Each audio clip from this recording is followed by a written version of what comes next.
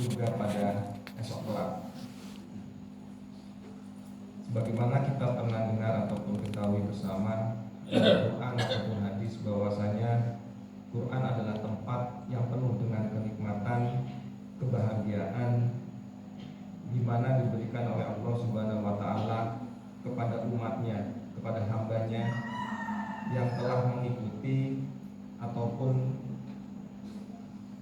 menjalankan apa yang menjadi perintahnya selama diberikan hidup di dunia. Kita sebagai umat Islam hanya bisa meyakini bahwasanya apabila kita nanti di hari akhir kita mendapatkan syafaat dari Nabi Allah Muhammad dan kita termasuk golongannya yang bertakwa, kita akan mendapatkan semacam kipas untuk masuk ke dalam surga Allah. Diterangkan juga dalam surat Al-Quran Az-Zumar ayat 20 yang artinya bahwasanya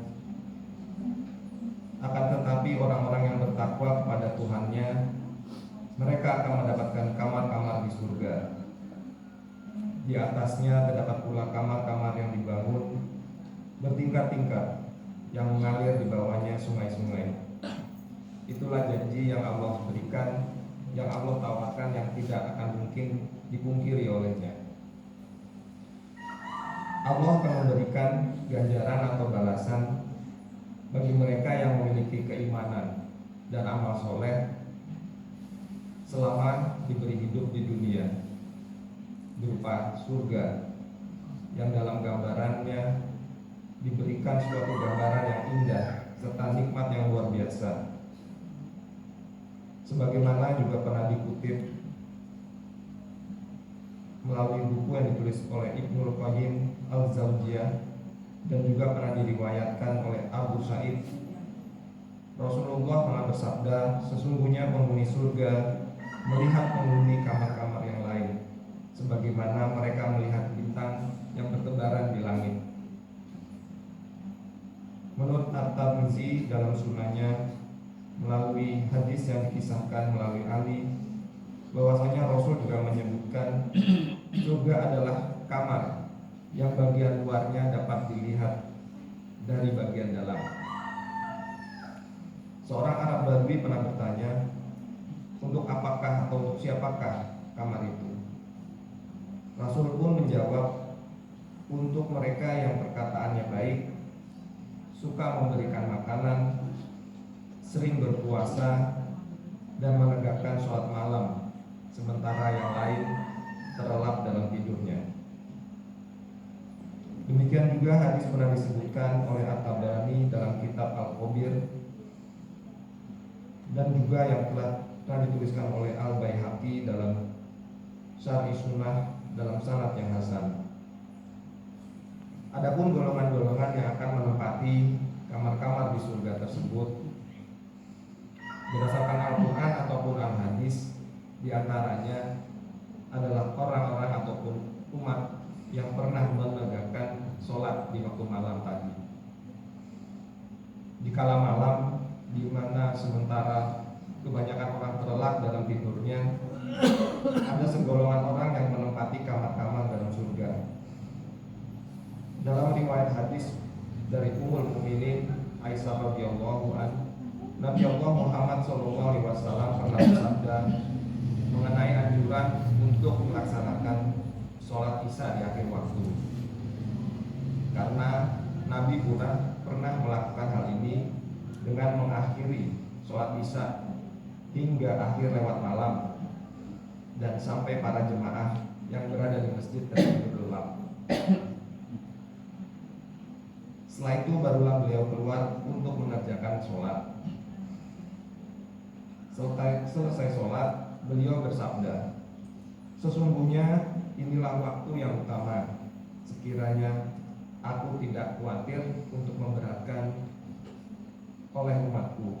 Hadis riwayat Muslim. Golongan yang lain adalah orang yang rajin berpuasa.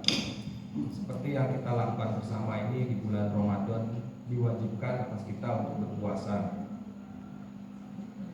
Selain untuk kita menjadi orang bertakwa, rajin berpuasa yang dimaksud Rasul adalah orang yang bertemu dengan bulan Ramadan dan mereka atau dirinya berpuasa. Nabi menekankan kewajiban hal tersebut. Bagaimana diceritakan oleh Thalhah bin Abu Ubaidillah radhiyallahu, ada seseorang bertanya kepada Nabi bahwasanya, katakan padaku ya Allah, katakan padaku ya Nabi, apa yang diwajibkan kepadaku tentang puasa? Nabi pun menjawab, puasa Ramadan. Apakah ada selain itu?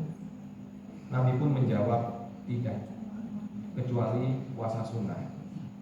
Demikian ditulis oleh hadis Bukhari dan Muslim. Golongan yang lain adalah orang yang sering memberikan makan, adalah calon-calon yang akan menempati ruangan ataupun kamar-kamar yang berada di surga, yaitu golongan orang-orang yang suka memberikan makan. Hal ini merujuk pada apabila seorang kepala keluarga atau suami yang senantiasa memberikan nafkah kepada keluarganya. Sebagaimana menurut hadis Nabi bahwasanya sedekah yang terbaik adalah yang dikeluarkan selebih keperluan, dan mulailah dari orang yang kita tanggung. Hadis riwayat Bukhari. Golongan lain adalah orang yang tutur katanya baik.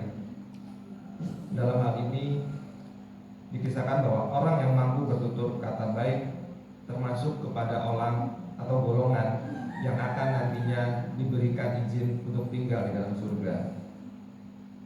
Sebagaimana diriwayatkan oleh Ibnu Abbas radhiyallahu anhu, Rasul pernah bersabda menjelaskan tentang apa yang dimaksud perkataan baik. Di antaranya dengan mengucapkan subhanallah walhamdulillah wala ilaha illallah wallahu akbar. Maha suci Allah, segala puji bagi Allah, tiada Tuhan selain Allah, Allah Maha Besar. Dalam hadis yang tercantum dalam Al-Baihaqi, bahwasanya Rasul menyebutkan perkataan yang senantiasa diamalkan oleh orang beriman akan datang menemuinya dan mengawalnya dari depan, samping maupun belakang pada hari kiamat akhir nanti. Allah telah memerintahkan kita untuk mengucapkan perkataan secara baik, sebagaimana tertulis dalam surat Al-Baqarah ayat 83, bahwasanya Allah berfirman yang artinya ucapkanlah kata-kata yang baik kepada kita sesama manusia. Mengenai ucapan dan perkataan yang baik merupakan perbuatan yang terpuji, mendatangkan kebaikan dan meninggikan derajat siapapun yang melakukan. Tidak hanya berlaku di sisi Allah, juga di tengah manusia, hablum minan nas. Saya kira untuk menempati kamar yang baik ataupun yang indah di surga yang dijanjikan oleh Allah Subhanahu wa taala kepada umatnya yang beriman ataupun bertakwa bukanlah suatu hal yang sulit. Dari apa yang tadi saya sampaikan, 4 hal yang termasuk ke dalam orang-orang yang diantaranya akan dijanjikan surga, nanti kita dapat melakukannya. Semoga apa yang saya sampaikan ini menjadi renungan bagi kita semua dan juga saya pribadi,